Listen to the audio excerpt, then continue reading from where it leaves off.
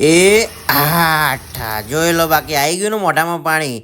છાશ વિથ બેસનના પુલ્લા બનાવવાના છે. જોઈ લો, બાકી છાશ લઈ લેવાની છે, બેસન લઈ લેવાનું છે, મરચા કટિંગ કરેલા લઈ લેવાના મસ્ત, હળદર, ધાણા જીરું, અજમો, મીઠું બધું અંદર નાખી દેવાનું છે. બરાબર, ગેસ ના થાય અજમાથી. બરાબર છે. અને જોઈ લો, સ્વાદ અનુસાર મીઠું નાખી દેવાનું છે મિત્રો, મસ્ત રીતે. અને કટિંગ કરેલા આપણા કેપ્સિકમ મરચા છે એ નાખી દેવાના છે.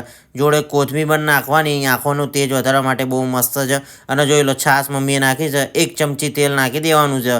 મસ્ત રીતે બેટર હલાવીને જોઈ લો, બાકી તેલ નાખવાનું છે મસ્ત પેનમાં, અને પેન આવી રીતે મસ્ત ગોળ રાઉન્ડ ફેરવી દેવાનો છે. અને જોઈ લો, બાકી પુલ્લો ચાલુ થઈ ગયો. ગેસ ધીમો રાખજો ને કે બળીને ભડકો થઈ જશે. મસ્ત રીતે જો બાકી હલાવી દેવાનું છે, ખતરનાક. અને આમ તેમ તમારે જેમ વાળો હોય ને એમ વાળજો, ખાલી ગેસની બહાર ના જાય એ ધ્યાન રાખજો પુલ્લા.